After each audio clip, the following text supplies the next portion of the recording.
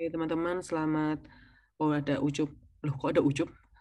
Oke, selamat sore teman-teman semuanya. Terima kasih Hikari udah menyempatkan waktunya, bahkan sebelum teman-teman ini datang, gitu ya.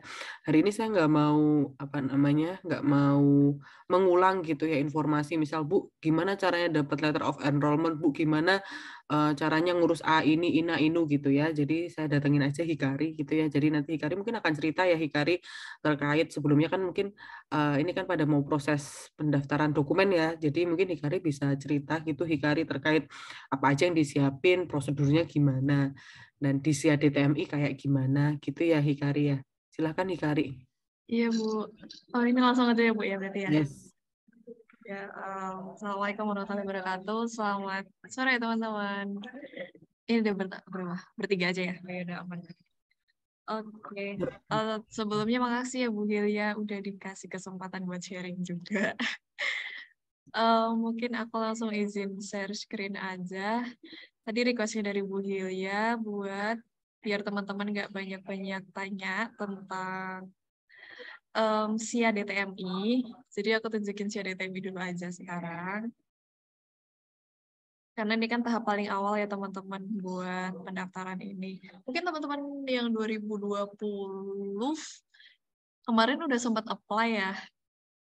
Sebenarnya stepnya kalau nggak salah sekarang juga masih sama. Kita daftar di MBKM. Terus jadi untuk satu pendaftaran itu satu univ kan ya. Langsung ke detailnya aja. Jadi kelengkapannya um, pasti udah pas sih buat teman-teman untuk yang persyaratan pendaftarannya.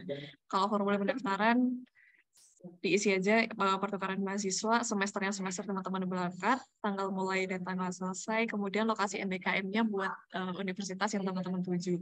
Terus nanti ada surat kesanggupan, ini di-download, terus teman-teman kalau nggak salah tanda tangan pakai materai ya. Kemudian diupload ke SIA DTMI-nya juga di dokumen mahasiswa ini. Dia wajib diisi dan ini wajib diupload dulu buat biar teman-teman bisa lanjut ke next step selanjutnya. Di situ setelah itu ada pengesahan consent form, ada perlu tanda tangan dari DPA teman-teman masing-masing sama Bapak Kaprodi juga, Pak Titis. Terus lanjut lagi ada rekap kegiatan MBKM. Kalau ini kemarin aku isinya jadi untuk setiap satu mata kuliah. Jadi nama kegiatan ini dia nama mata kuliah yang teman-teman ambil. Terus aktivitasnya masih pertukaran pelajar dan durasi atau bobot aktivitas ini nggak semua universitas sebenarnya mencantumkan ya. Jadi teman-teman harus research sendiri, mungkin tanya di tahun lalu atau ngubek-ngubek di website officialnya mereka. Kalau Europe itu kalau nggak salah rata-rata pakainya kayak ICTS ini.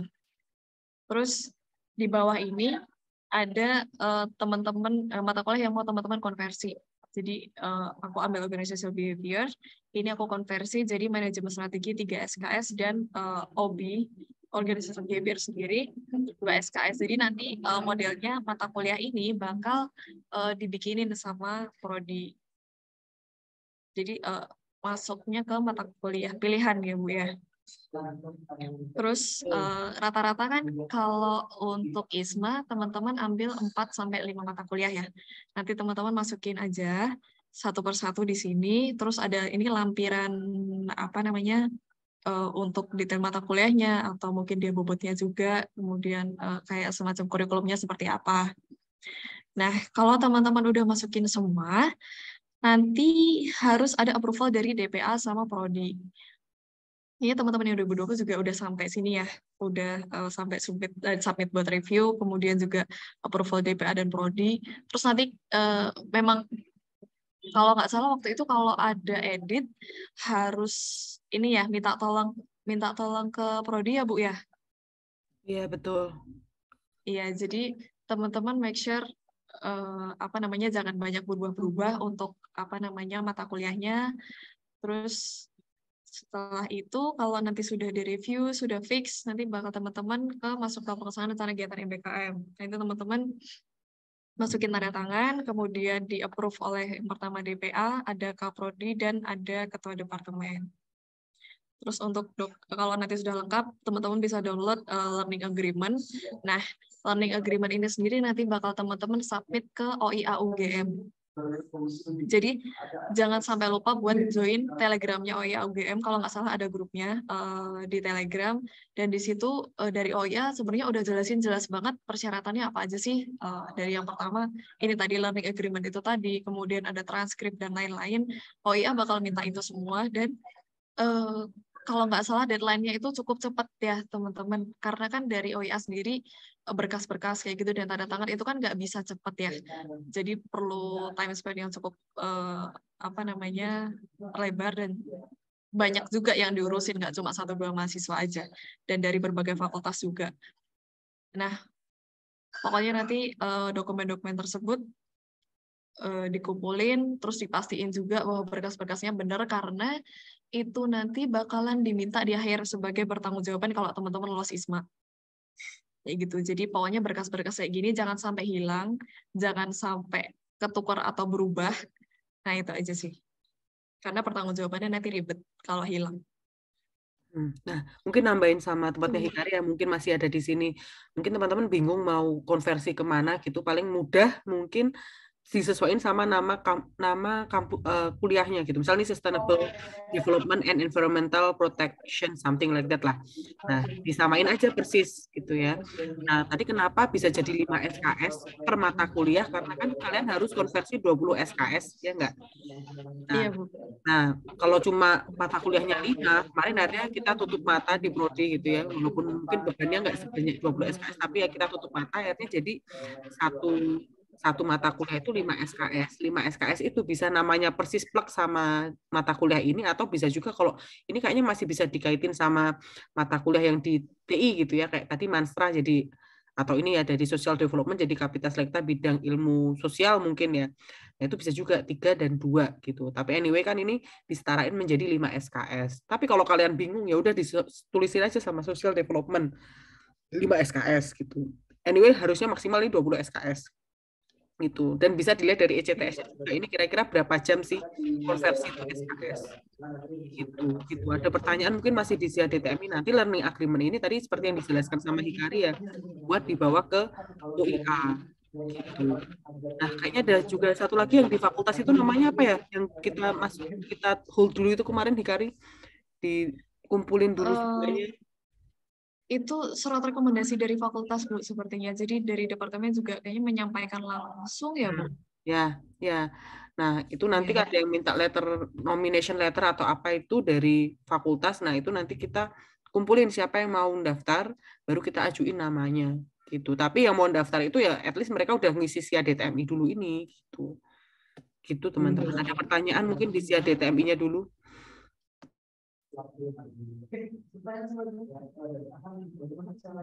Izin bertanya untuk lampiran tadi itu yang perlu dilampirkan apa aja Bu ya? Yang di lampiran di mata kuliah ini. Nih, nah ini bisa macam-macam. Misal kamu googling dulu ya, kamu mau kampus tadi kan misal PEX gitu ya. Mesti mereka punya kayak apa ya silabus gitu ya. Sustainable Development ini tuh isinya apa gitu. Nah, biar buat pertimbangan juga dari prodi, oh ini tuh matching sama kuliah ini gitu. Kita kan juga akan mengarahkan atau DPA kalian bisa mengarahkan juga. Gitu sih. Mungkin kalian bisa download di silabusnya di kampusnya gitu kan. Dia benar-benar 8 ECTS, terus isi kuliahnya terkait apa, itu kan biasanya ada juga tuh di lampiran. Apa bisa jadi lampiran gitu lah. Itu.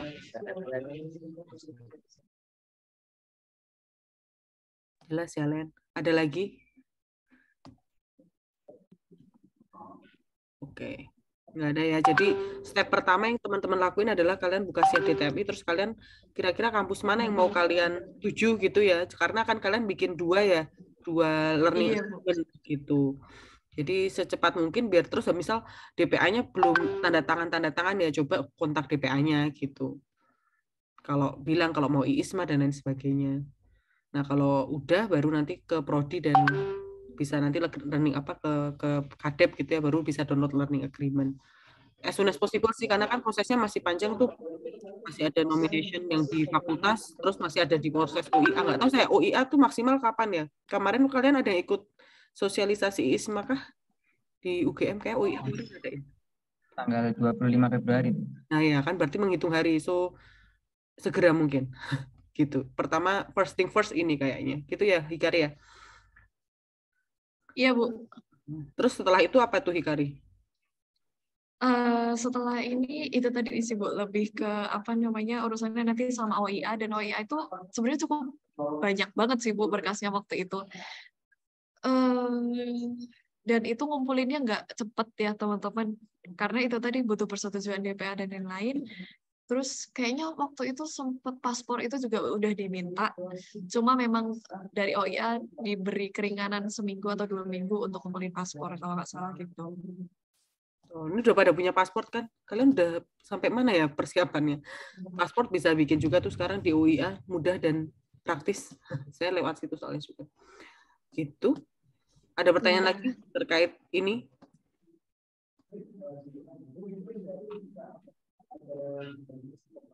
Ya, jadi oke, gimana Kin? Oh, enggak Bu. Kalau dari saya mungkin untuk SIA DTM-nya udah mungkin belum ada pertanyaan kalau dari saya. Oke. Jadi itu ya. Terus habis itu nanti ke OIA-nya. Udah pada join Telegram-nya kah? OIA? Kalau saya belum sih. Itu dulu joinnya gimana ya, Hikari? Joinnya saya dari Instagramnya Bu, dikasih link. Oh ya, coba kalian Udah ada belum ya? stay tune Mungkin di belum situ. ada juga Bu. Iya. Belum ada. Nah, mungkin kalian stay tune di mana? Di IG-nya Di OIA gitu ya. Iya Bu. Itu teman-teman. Pokoknya TOEFL udah kan kalian Duolingo atau TOEFL atau IBT aman? Itu juga dilampirkan kan, Hikari? dilampirkan Bu. Jadi di awal pokoknya dari proses paling awal itu EPT atau English Proficiency Test udah harus punya semua. Oke. Ada pertanyaan terkait administratif? Konfirmasi aja sih, kebetulan ada beberapa dari kami yang belum tes bahasa Inggris ini Bu. Karena kan mendadak ya, tiba-tiba udah pendaftaran, terus udah mepet juga ditutupnya. Ini berarti untuk tesnya itu dilampirkan waktu daftar di ISMA-nya atau di laman ISMA-nya, atau skornya kita lampirkan di teknik lagi? Silakan Hikari dijawab. Iya, kalau nggak salah dari minta ke OIA udah harus punya ya EPT-nya. Karena itu salah satu syarat buat letter of recommendation dari universitas. Ya. Itu Ken. Oke. Terus kalau boleh tahu, kayaknya dengar-dengar tahun lalu ada kasus universitas yang tiba-tiba dia tuh nggak nerima Duolingo gitu ya. Itu beneran nggak ya, Mbak? Iya, cuma memang waktu itu dia masih dalam masa pendaftaran. Jadi kalau nggak salah ada salah satu temanku juga yang coba daftar, terus ternyata dia Duolingo nggak terima. Ada pengumumannya kalau nggak salah. Jadi ini dia harus pilih univ lain. Cuma memang masih apa namanya masih dalam masa pendaftaran kok. Oh, oke. Oh, berarti biasanya itu boleh langsung ya. pilih univ lain gitu ya, Mbak? Jadi kalau misalnya di univ A dia nggak dibolehin Duolingo, boleh diarahin ke univ B yang boleh gitu misalnya. Iya, jadi nanti kamu edit di ininya, edit di apa namanya registration formnya. Waktu itu dia berubahnya waktu belum apa namanya belum selesai tahap 1, belum selesai periode tahap 1. Jadi belum ada seleksi apa-apa. Dia berubah. Oke, Mbak. Berarti kalau untuk informasi EPT yang diterima apa aja itu sebenarnya udah ada tertera belum ya, Mbak? Kayak di ininya, misalnya univ A, dia udah ngasih tulisan only accept apa gitu, IELTS atau TOEFL gitu, udah ada kan, Mbak? Iya, udah ada. Jadi di website sekarang kan udah lengkap banget ya. Udah ada minimum GPA-nya berapa, terus menerima tes apa aja, sama ada statistik awardisnya juga kok sekarang. Jadi kamu bisa lihat gambaran tahun lalu seketat apa si univ itu sendiri. Kebetulan univku sekarang kayaknya nggak ada di ISMA, jadi Oke, Mbak, terima kasih. Itu bisa dilihat nggak sih, Hikari, yang tadi keketatan dan lain sebagainya tadi yang mana? bisa Bu, Coba jawab dulu, udah teman-teman. ada. Bisa Sebentar mau Bu. lihat tuh. Di web ISMA-nya udah ada semua kok. Dan beberapa kampus baru masuk juga di ISMA. Iya, udah masuk juga. Ada Nah, Yale, ya betul. Misal kayak di ada. Singapura ada SMU sekarang masuk gitu contohnya. Iya Bu, ada kampus-kampus keren sekarang. Di teman-teman, kalau IEL ini tahun lalu nggak ada ya, makanya dia nggak ada statistik overview, tapi requirement-nya udah jelas banget, IELTS-nya berapa, TOEFL berapa, Duolingo minimum berapa. Nah, itu ada bisa Duolingo ya berarti. Ya, terus ada periode akademik, sama course-nya mereka nyediain apa aja. Itu sih, udah lengkap banget. Dari application ya, dari application terus host list ya. Iya Bu, application langsung host list. Yang undergraduate ya teman-teman, jangan salah ke vokasi.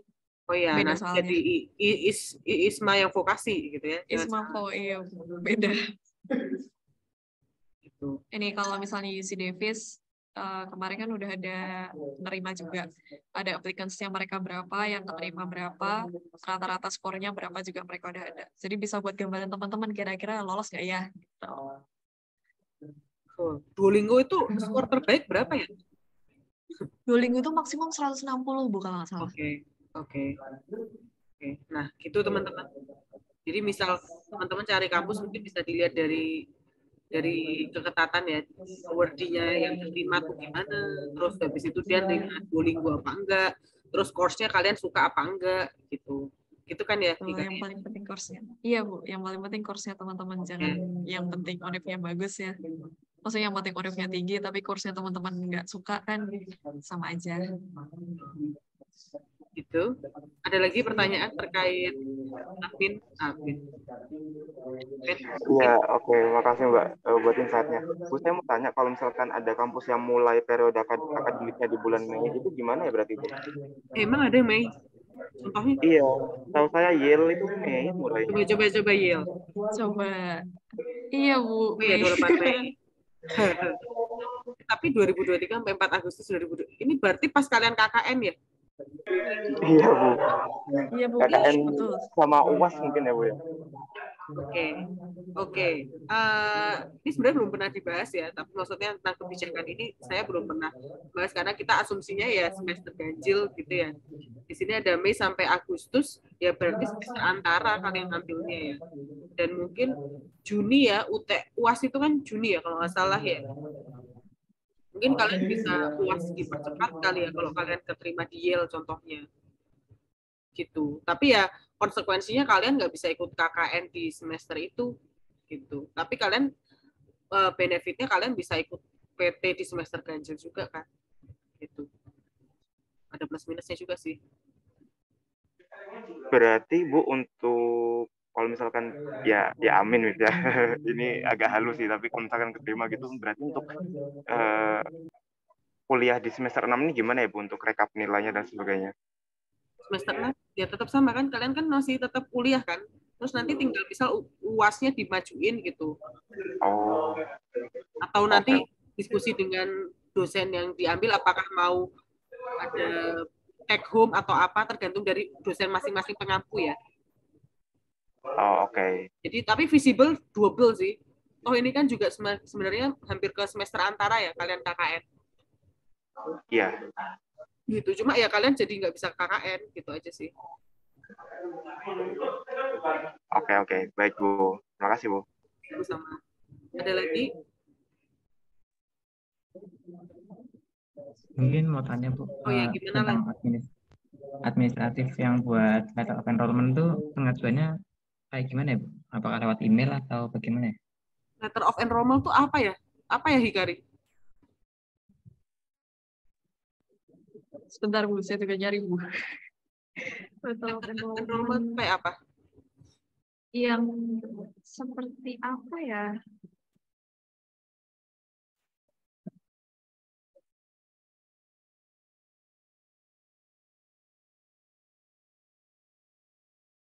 Coba bisa dilihatin letter of enrollment itu kayak apa? Maksudnya yang dia minta itu? Iya. Kalau kemarin soalnya letter of agreement sama nomination ya Hikari yang di prodi sama fakultas, selanjutnya urusannya sama UIA.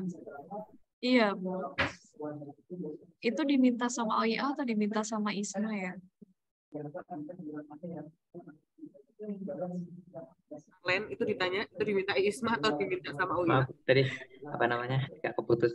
Itu diminta sama OIA Kak? Sama OIA. Iya. Nah, gimana tuh Hikari? Letter of enrollment itu Sebentar. Apa namanya jadi bingung ya. Kalau kemarin seingatku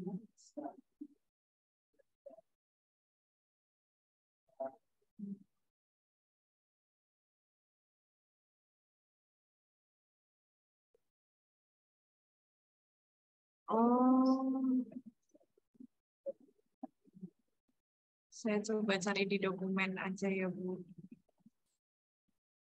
Tulisannya sih from faculty ya. Letter of enrollment from faculty. Mungkin ini nomination kali. Oh, bukan. Nomination. Mungkin Oh, mirip ada sama- dua. Oh, beda. Oh ini dari fakultas. Jadi mungkin ini nanti bersama kayak tadi itu. Jadi dari letter of agreement kan. Nah, dari situ nanti saya tahu siapa aja nama-nama yang mau ikut. Nanti saya up ke fakultas. Baru nanti mereka akan menghasilkan dua ini mungkin. Dua, nggak cuma nomination, tapi sekarang mungkin mereka akan menghasilkan letter of enrollment ini yang ditandatangani oleh Pak Dekan atau Pak Wadek. Iya, Bu, ada ternyata saya letter of enrollment. Itu barengan sama Iya. nomination kayaknya. Sepertinya barengan karena dia sudah ditandatangani Oleh Pak sama Bu Dekan atau Rita. Pak Wadek. Ya, antara itulah. Ya, Iya, kepala akademik dari fakultas. Jadi ditanya nanti ke fakultas. gitu. Itu Len. Jadi ini nanti dapatnya ketika kalian udah dari SIA, udah isi list, terus nanti nama-nama yang mau daftar itu nanti kita kasih ke fakultas, nanti fakultas akan bikinin surat dua itu. Ya, nanti kalau misalnya ternyata nggak dibikinin, di email aja ke OIA FT atau langsung ke FT-nya. Kalau nggak salah memang ada surat yang harus email, Bu. Ya, Baik, Kak. Terima kasih, Kak. mungkin nanti terkait yang fakultas ini saya akan tanya kembali ke Bu Rita dan yang di fakultas ya, apakah prosedurnya masih sama apa enggak gitu. Kemarin sih saya tanya masih sama di push gitu ya, maksudnya kita collect dulu dari the prodi baru ke fakultas. Cuma setelah itunya saya kurang paham ya, maksudnya secara apa admin di sana. Tapi mungkin akan saya tanyakan ya, Len. Tapi yang dua itu memang dari fakultas. Biasanya kemarin dari waktunya Hikari itu di push dulu di prodi siapa aja namanya, baru dikasih ke fakultas. Gitu Len. Baik, terima kasih, Bu. Ada Maaf, lagi? Bu, mau nambahin. Oh ya, sorry. Yang letter of enrollment, iya, ternyata saya email secara pribadi ke OIA FT. Nah, tuh. Ke OIAFT di email. Yang kamu pribadi email OIAFT itu ya, enrollment ya? Iya, enrollment letter. Jadi udah diisi template-nya, terus minta persetujuan sama tanda tangan. Nanti dibalas sama OIA-nya. Nah, tuh. Jangan mepet karena agak lama. Nah, gitu. Mungkin bisa mulai dari SIA sama dari enrollment. Nanti nomination tuh kayaknya dari prodi dulu. Baik, Kak. Baik, Bu. Terima kasih. Oke, ada lagi terkait dokumen? Atau masih bingung? Ya, mungkin Pak, bukan tentang dokumen sih, Bu. Oh, yuk. Ini kan kita misalnya semester ganjil kan ada PT ya kalau nggak salah ya, Bu. Nah, itu gimana ya, Bu, kalau misalnya kita harus, misalnya lo nggak tahu ya, kayak keterima gitu, nanti PT-nya tuh kita tetap bakal ke semester genap atau apa harus semester ganjil lagi atau gimana ya, Bu? Silakan cerita Hikari. Wah, kaget, Bu. Jadi sebenarnya pertimbangan ya teman-teman di awal dari prodi juga tidak bisa menjanjikan bahwa PT itu bisa dikonversi dari apa namanya MBKM maupun ada kegiatan yang dapat dikonversi gitu ya. Jadi memang dari awal aku udah siap-siap kalau memang harus ambil PT semester 9 ya legowo karena itu resikonya kamu daftar ISMA di semester ganjil. Academic period semester ganjil. Tapi alhamdulillahnya jadi dari prodi diusahakan terus semester ini aku sama beberapa teman yang exchange dapat proyek terpadu bareng kerjasama sama Accenture. Jadi mentor sama judgesnya dari Accenture dan itu dilaksanain di semester ini. Jadi bisa dibuat ganti PT yang semester ganjil. Begitu teman-teman. Gitu teman-teman. Jadi ada kemungkinan masih yang kita pengennya sih sama Accenture kerjasama terus ya. Dari batch-nya Hikari yang sekarang sampai ke depannya gitu. Nah, jadi kita prodi juga nggak pengen sebenarnya kan ya kalian ada plus minus ya, maksudnya kalian dapat kesempatan exposure di luar gitu ya, yang mana teman-teman kalian juga nggak dapat. Nah, tapi beruntungnya dan kita coba pikirkan kembali sama Pak Titis, kita cari kerjasama untuk PT biar teman-teman yang exchange pun atau yang MBKM di semester ganjil bisa PT gitu di semester genap bareng sama skripsi ya memang overload ya, loadnya agak gede ya, skripsi KP sama PT di 1 semester, tapi ya namanya juga hidup kan pasti pilihan ya, maksudnya ketika kalian semester 7-nya pergi, semester 8 ya kalau semester 8 kebetulan di bagiannya Hikari itu ada PT gitu ya.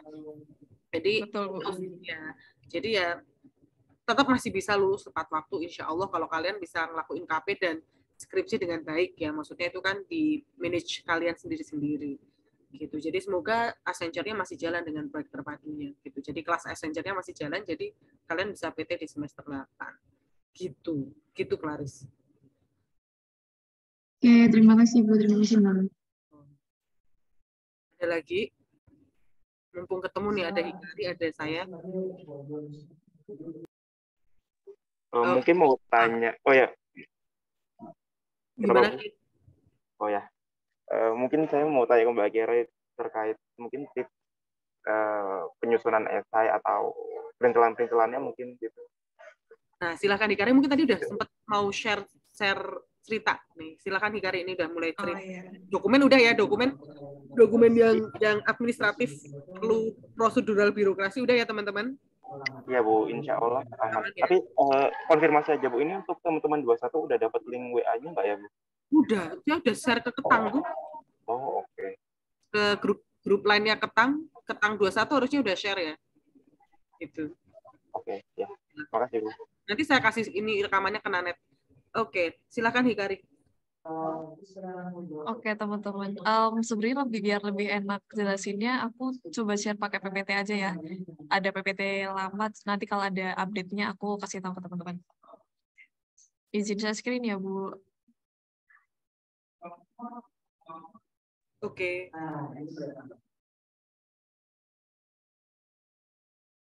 Nah, mungkin cepat aja ya teman-teman, tadi kan ditanyain perintilannya ya. Aku disclaimer dulu, aku agak kurang tahu apakah ada perbedaan atau enggak di proses seleksi tahun ini sama tahun kemarin, tapi aku coba kasih tahu gambaran besarnya aja ya. Langsung aja, jadi kalau yang tahun lalu itu seleksinya ada beberapa tahap. Yang pertama administrasi, yang sekarang lagi teman-teman jalanin ya. Kan ada berkas-berkas, rekomendasi, terus English Proficiency Test, kemudian ada essay-nya juga kan, langsung ditanyain di awal. Nah, itu make sure teman-teman persiapin bener-bener karena applicants-nya tahun lalu aja udah lebih dari 7.000 dan yang keterima itu cuma sekitar 1.000-an. Terus di tengah-tengah itu tiba-tiba ada tes kebinekaan. Jadi tes kebinekaan ini cuma survei kebangsaan gitu sih. Itu nggak terlalu susah, cuma cepat aja waktunya. Nanti teman-teman pakai laptop. Dan aku kurang tahu sebenarnya itu berpengaruh banyak atau enggak ya terhadap penilaian. Terus setelah itu nanti akan ada pengumuman. Jadi sekitar 2.200 orang keterima di tahap interview. Nah, di interview ini teman-teman dikasih tahu jadwalnya interview kan, dan itu beda-beda. Dan waktu itu yang aku cukup kaget adalah dari pengumuman keluarnya itu sama start interviewnya tuh cukup dekat. Bahkan ada yang besoknya udah interview. Jadi aku harap teman-teman kalau emang benar-benar mau serius, disiapin sebelum teman-teman dapat pengumuman lolos kayak gitu. Dan itu juga ada submit beberapa berkas tambahan kayak CV, terus ada surat-surat yang perlu ditandatangani teman-teman pribadi. Habis itu langsung ada announcement, itu jaraknya sekitar sekian minggu. Aku agak lupa. Yang jelas timeline-nya itu memang pendaftarannya kalau yang tahun lalu itu mulainya Maret ya. Maret, terus announcement-nya Mei akhir. Terus apa aja yang aku siapin? Yang pertama kumpulin informasi itu dari website. Pokoknya websitenya kamu ubek-ubek semua, kamu baca semua. Sosmed-sosmed juga. Terus jangan sampai ketinggalan informasi dari UNIF karena ya itu tadi dari UGM juga cukup ketat kalau soal berkas-berkas kayak gini, harus tepat waktu dan sebisa mungkin kalian pantau aja grup atau kalau ada informasi dari manapun itu. Sama kalian bisa juga kalau misalnya minat di suatu UNIF atau di mana gitu, kalian tanya-tanya sama Aurdi yang tahun sebelumnya karena mereka ya bisa kasih gambaran lah ke teman-teman kira-kira kayak apa UNIF-nya. Terus yang kedua, yaitu tadi alur pendaftaran dari departemen sama universitas, timeline-nya gimana. Terus selanjutnya kalian pilih host uni. Host uninya itu, kalau waktu itu aku memang benar-benar mempertimbangkan yang pertama wilayah, yang kedua course yang ditawarin itu apa aja, Jadi nggak sembarangan pilih universitas, karena kan itu banyak banget ya pilihan teman-teman. Jadi teman-teman pilih yang course yang benar-benar teman-teman pengen pelajari, pengen minatin, biar teman-teman juga bisa kasih alasan kenapa sih kalian tuh layak untuk diterima di univ itu. Terus kalian juga sesuaiin sama persyaratan nilai IPK atau IPT minimum. Terutama buat teman-teman yang belum ambil IPT, kalian coba ambil prediction test dulu aja deh. Terus kalau emang target universitas kalian minimumnya itu cukup tinggi, segera dipelajarin, segera banyak latihan, terus ambil tes resmi. Kebetulan waktu itu aku nggak sempat ambil IELTS atau IBT karena aku juga daftarnya dadakan. Jadi aku ambilnya Duolingo. Duolingo waktu itu nggak terlalu susah, jujur ya. Cuma setahu aku setelah makin kesini, Duolingo sendiri mereka update tes-tesnya, update soal-soalnya, dan ada bentuk-bentuk soal-soal baru yang lebih menantang lah istilahnya. Terus gabung di grup. Terus kalau teman-teman mau boleh banget gabung di open chat line. Emang agak nge-spam sih, jujur banyak juga informasi-informasi nggak perlu, cuman banyak juga informasi yang bisa buat nyiapin teman-teman buat step-step ke depannya. Terus yang terakhir, yang buat di awal ini, teman-teman langsung segera aja nyusun kerangka IC. Kan udah ada ya pertanyaan-pertanyaannya apa aja, terus yang requirements-nya apa aja. Teman-teman ikut kayak pelatihan-pelatihan, atau kalau nggak salah dari OIA itu mereka juga sering ini kok, kayak webinar-webinar gimana sih cara nyusun IC, gimana sih cara jawab-jawab pertanyaan yang tricky, gimana teman-teman bisa jawab pertanyaan itu tuh beda dari orang lain. Jadi biar teman-teman bisa nonjolin keunikan teman-teman sendiri. Dan jangan lupa minta proofread ke orang-orang yang teman-teman percaya. Terus kalau interview nih, interviewernya itu kalau nggak salah dari dosen-dosen, jadi dari seluruh perguruan tinggi di Indonesia yang memang diseleksi sama ISMA, full bahasa Inggris. Tipsku jangan kecolongan pakai bahasa Indonesia, jangan sampai kecolongan pakai bahasa Indonesia. Pokoknya pakai bahasa Inggris, kalian pede aja, lancar ngomong. Terus jadwal yang dikasih panitia itu tadi jaraknya tuh cukup dekat, jadi teman-teman mending persiapin dari awal aja. Dan pertanyaannya itu seputar ya teman-teman sendiri, apa yang teman-teman udah tulis, pengalaman teman-teman apa, CV teman-teman juga nanti bakal direview, terus plan ke depannya seperti apa. Terus juga sebenarnya banyak juga yang ditanyain kontribusi apa sih yang mau kamu kasih kalau kamu ikut ISMA. Kontribusi apa yang selama ini kamu udah kasih juga mungkin ke orang-orang sekitar atau kayak gimana.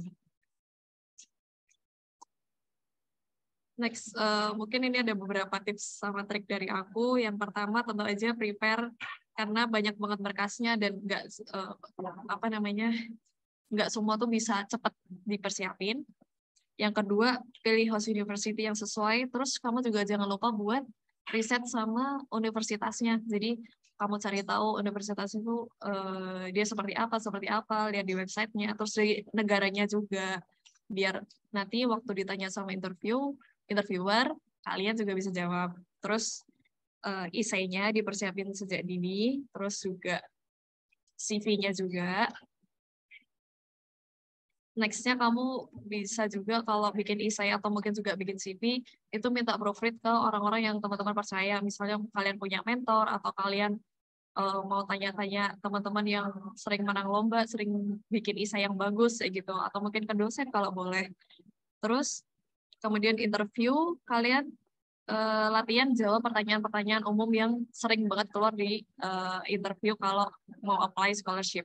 Itu banyak banget ada di Google, banyak banget sumbernya. Jadi aku yakin teman-teman pasti bisa ketemu, dan sebenarnya nggak jauh beda sama LPDP kalau tadi sudah Bulia bilang juga. Jadi pasti banyak sumber yang bisa teman-teman buat latihan. Banyak juga orang-orang yang bisa teman-teman mintain tolong buat mock interview istilahnya. Yang terakhir, kalian harus catch up, jangan sampai ketinggalan info apapun, karena kadang-kadang bisa aja di tengah-tengah, yaitu tadi, oh ternyata univ yang kamu pilih, kamu nggak meet requirements-nya nih, oh ternyata univ yang kamu pilih, ternyata dia mundur, atau kayak gimana. Jadi pokoknya teman-teman sempetin buat catch up informasi, sempetin buat baca-baca dari chat, atau baca-baca dari OIA, kayak gitu, dan jangan sampai ketinggalan sama deadline. Oh iya, jangan lupa juga selalu cek berkala email teman-teman ya.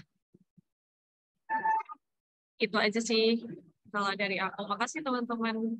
Kece Kalau ada banget. yang mau tanya. Kalau ada yang mau tanya mungkin ada Hikari nih.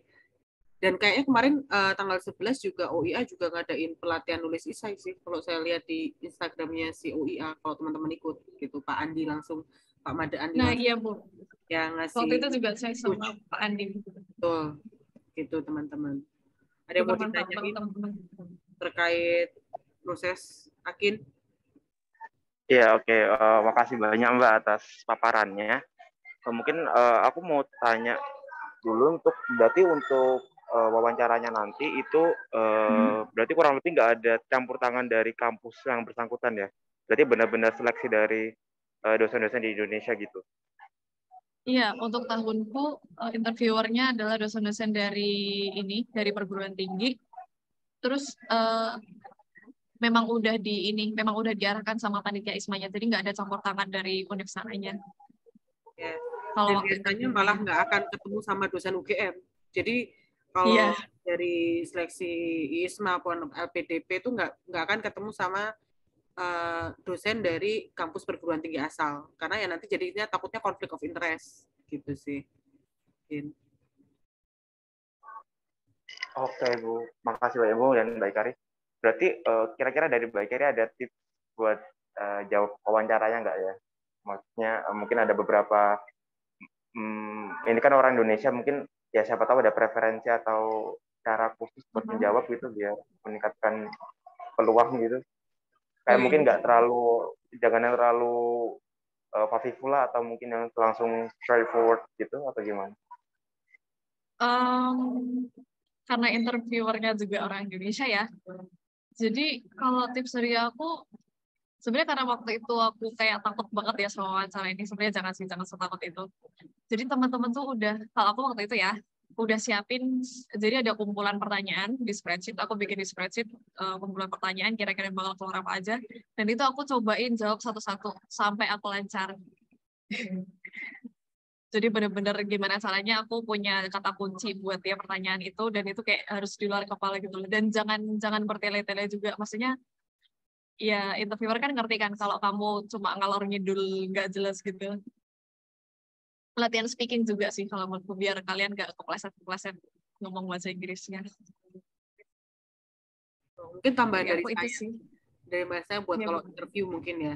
Jadi biasanya kalau interviewer itu bisa lihat dari kamu tuh kenapa ngambil kampus itu gitu kan, biasanya kan ditanya mungkin course-nya. Nah, nanti setelah itu kamu mau ngapain? Itu juga career path kamu. Jadi bikinlah storyline yang bagus gitu. Itu kan Hikari mungkin ya nanti akan Betul, Bu. jadi kamu kenapa ambil kampus itu daripada kampus lainnya? Kamu udah ngelakuin riset tuh. Kalau kamu nggak riset, ya misalnya saya udah tertarik tuh dari sebelum ISMA, let's say, terus habis itu kampus ini tuh dia nawarin course ini dan dia tuh juga top unit nomor sekian, terus di bidang ini dia juga bagus dan lain-lain, kan kalian udah kelihatan kalau kalian itu punya motivasi yang tinggi gitu. Kalau mau ke kampus itu serius ngono, nggak cuma asal ngambil. Nah, terus setelah itu kalau kalian udah dapat ISMA, terus kan nanti kan kalian nggak dapat ISMA, terus habis itu tuh buat apa? Nah, kamu cerita karir pathmu dengan ini tuh nanti saya bisa belajar ini nanti saya pengennya jadi ini. Jadi nyambung gitu. Itu tuh salah satu hal yang bisa kalian pelajari dari storyline. Gitu juga di IC. Di IC kan sebenarnya juga jelasin itu juga ya, dan kontribusimu setelah nanti kamu dapat ISMA tuh kamu mau ngapain gitu. Itu juga mungkin bisa ditulis di IC ya, Hikari ya. Iya, ada pertanyaan itu. Ya, maksudnya dan itu nyambung. Jadi kamu ngambilnya apa, kenapa ngambil itu, terus habis itu kalau udah dapat itu mau ngapain, apa yang bisa kamu kasih gitu.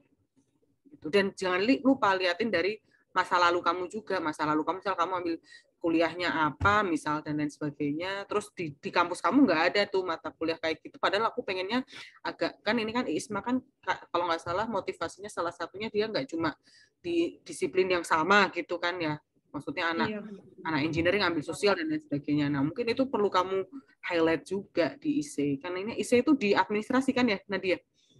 Iya Bu, di awal. Nah mungkin sebelum itu malah kamu back to IC, karena nanti mereka akan tanya-tanya juga terkait dengan CV yang kamu submit dan juga IC yang akan kamu submit Gitu sih bayangan saya. Betul.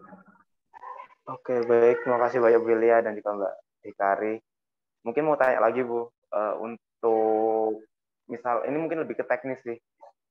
Mungkin salah satu matkul yang saya sempat incar itu kan ada, sebenarnya udah ada kayak di bahasan itu ada project management dan saya sekarang masih ngambil gitu ya. Terus juga satunya kayaknya ekonomi gitu, kayaknya itu kan udah sempat nyerempet ke ekotek. Nah, kalau misalkan ternyata dua matkul yang saya ambil ini nanti nilainya di bawah nilai yang udah saya ambil di UGM itu, kira-kira nggak apa-apa ya nggak Bu, kalau nggak dimasukin ke transkrip gitu? Nah, satu hal terkait MBKM itu nggak boleh mata kuliah yang udah diambil di UGM atau ngulang gitu nggak boleh. Jadi alternatifnya adalah diberi nama sesuai nama yang kamu ambil gitu. Project management ya udah project management MBKM gitu. Mungkin seperti itu. Nanti jadi itu akan SKS kamu akan top up. Jadi nilai kamu ya nilai kamu Manpro ya di kampus atau Ekotek di kampus, tapi nanti nilai yang 20 SKS itu sebagai top up gitu sih Kin. Jadi nanti namanya bisa jadi namanya Project Management MBKM gitu. Kan kalau di S1 kan Manpro gitu aja kan, manajemen proyek bahasa Indonesia kan. Mungkin Project Management MBKM gitu. Jadi kita tahu itu tuh punyanya MBKM gitu.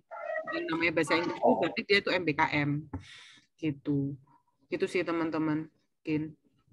Jadi ya satu hal yang teman-teman perlu highlight adalah mata kuliah yang kalian konversi itu nggak boleh mata kuliah yang ngulang gitu. Kemarin soalnya ada 2019 apa ya, dia mau MBKM, dia ngulang mata kuliah yang, makanya dia konversi ke mata kuliah yang ngulang, nggak boleh. MBKM itu ya bukan buat ngulang gitu, tapi buat mata kuliah yang additional lah ya gitu. Jadi kalian dapat tambahan walaupun misal sama-sama Manpro gitu ya, tapi mesti ada bedanya di Manpro di sana gitu sih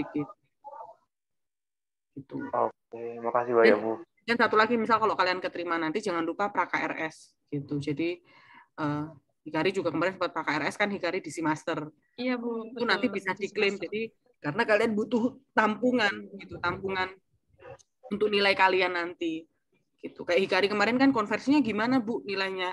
Ya kita konversi kalau pertukaran pelajar lebih mudah ya, karena kan kalian dapat nilai dari kampusnya gitu kan. Jadinya ya kita sesuaiin aja nilainya sama kampus kalian gitu. Misal skalanya berapa? 1 sampai 5, kalian dapat 5. Ya berarti dapatnya A gitu. Kayak Hikari kemarin ya, Hikari langsung IPK 4. Gitu. Alhamdulillah Bu. Gitu.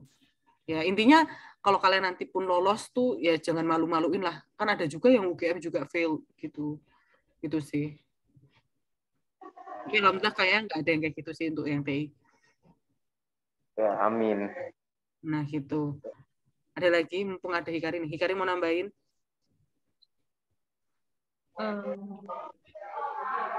Enggak sih Bu, enggak nambahin apa-apa. Ya, mungkin ini aja Bu, memang kalau dari ISMA di encourage teman-teman buat ambilnya lintas disiplin ya. Tapi lebih bagus lagi kalau teman-teman seperti yang William tadi bilang, bisa konekin ilmu-ilmu yang mau teman-teman ambil ke ilmu yang teman-teman udah ambil. Kemarin aku juga waktu wawancara dan esai konekin course-course yang aku ambil ke teknik industri.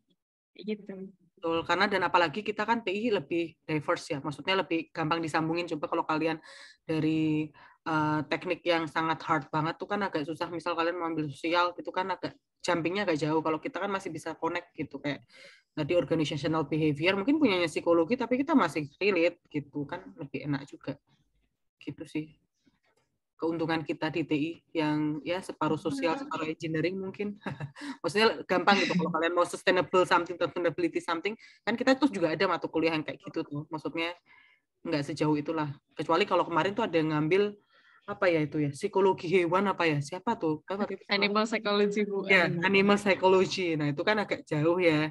Nah itu mungkin cari yang masih bisa mendukung karir kalian tapi nggak ada di kampus gitu, itu bisa jadi hal yang menarik juga. Jadi multidisiplinnya dapat juga yang sesuai harapannya ISMA.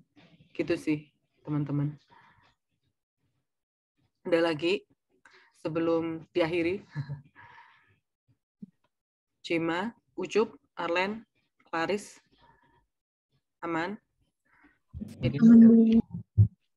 Iya, Len? Oh, aman ya. Ya. Oke, jadi ya ini sekali highlight terakhir adalah ya silahkan sekarang teman-teman ke SIA DTMI, terus habis itu mulai diisi, terus kalau udah diisi, terus kabarin DPA kalian, terus habis itu email ke FT, tapi nanti coba saya tanyakan lagi terkait enrollment dan nomination, bagaimana caranya di FT ya, karena itu kan kebijakan di FT. Tapi kalau dari pengalaman tahun lalu ada yang di email langsung ya Hikari ke OIAFT ya. Sama satu lagi Iya, Bu. nanti akan di-push dari prodi siapa yang akan kita nominasikan ke fakultas. Nah, karena deadline-nya tanggal 25 menghitung hari less than a week ya. Ya 8 hari lah ya. Tapi ya silakan dipersiapkan sebaik mungkin teman-teman dari prodi juga bisa sampai learning agreement sama enrollment sama nomination ya dari prodi dan fakultas. Selanjutnya kan teman-teman harus persiapkan sendiri gitu ya. Kayak tadi ada bahasa Inggris, terus habis itu transkrip in English. Gitu kan. Iya nggak sih? Ya kan? Iya, CV, Bu. motivation letter, terus letter of statement, itu kalian ngisi sendiri kan. Pasport, kalau belum, mungkin teman-teman bisa, kayaknya cepet kok. Saya kemarin waktu paspor di OIA tuh cepet banget, less than a week. Jadi saya hari Senin, hari Rabu apa Kamis tuh udah jadi gitu teman-teman. Dan jangan lupa buat update di OIA, mungkin OIA sering ada beberapa kayak tadi CV, penulisan CV dan lain sebagainya. Nah nanti misal kalau interview atau mau IC mau perlu dikoreksi, mungkin bisa minta tolong saya atau Pak Titis mungkin gitu, nanti bisa aja sih gitu. Atau Hikari mungkin kan, Hikari juga pernah bisa diminta tolong juga. Hikari atau Ardi tuh bisa juga diminta tolong. Iya, boleh teman-teman kalau ada yang mau tanya-tanya langsung juga boleh. Gitu, maksudnya kita support biar teman-teman lebih banyak lagi yang bisa berangkat gitu. Kayak di TM tuh kan ada 4 kalau nggak salah ya yang berangkat. Iya, Bu, banyak banget. Tuh. Ayo. Padahal kan yang ngurusin di ISMA kan dari DTMI juga ya Pak Rahmat sama Pak ARW. Gitu. Jadi ya ya yuk kita. Ini kemarin Pak Rahmat tuh, ayo ada dong anak TI yang masuk ke SMU gitu. SMU juga bagus sih, School of Management, Singapore Management University-nya. Itu cukup bagus juga. Gitu. Walaupun ya di Singapura ya nggak jauh-jauh banget. Gitu, teman-teman. Gitu ya. Semoga bisa dipahamin ya teman-teman semuanya, step apa yang harus kalian lakukan sekarang, dan mungkin kalau udah selesai di step yang ini, mungkin step selanjutnya mungkin nanti kita bisa langsung ngobrol sama Hikari atau bisa minta tolong ke Hikari atau ke saya juga bisa untuk interview tuh ya more or less kayak gitu sih, bikin storyline yang bagus untuk isi kalau saya. Jadi sekarang kalian ngapain, kalau kenapa kalian ngambil kampus itu, apa yang ada di kampus itu nggak ada di kampus lain, let's say, terus kalian mau ngapain setelah dapat itu, gitu. Apa efeknya ke kehidupan kalian lainnya, misal dan kontribusinya seperti apa. Itu udah jadi storyline, gitu. Itu ya teman-teman. Nggak ada pertanyaan lagi. Makasih Hikari atas waktunya. Ada closing remarks dari Hikari atau ada mau diomongin? Mungkin kalau dari aku, good luck aja buat teman-teman. Pokoknya ya di awal-awal emang seleksi kayak gini ribet di berkasnya juga. Mungkin kalian juga ntar pusing-pusing bikin esainya, tapi it was all worth it buat ISMA. Betul. Yakin deh. Saya juga good luck teman-teman. Ya, gitu ya teman-teman.